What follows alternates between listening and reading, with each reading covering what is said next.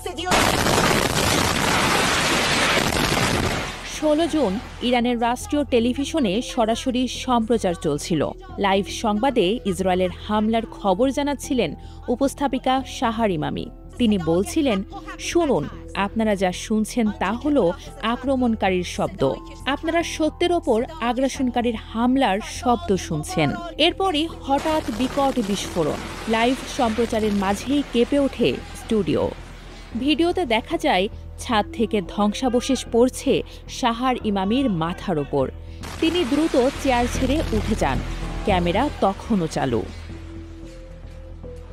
হামলার সময়ের এই ভিডিও শেয়ার করেছে রাষ্ট্রীয় টেলিভিশন। এই ঘটনার কিছুক্ষণ আগেই হুমকি দিয়েছিলেন ইসরায়েলের প্রতিরক্ষা মন্ত্রী ইসরায়েল কাটস। বলেছিলেন, ইরানের রাষ্ট্রীয় টেলিভিশন ও রেডিও অদৃশ্য হতে যাচ্ছে। তবে পুনরায় চালু হয়েছে ইরানের ওই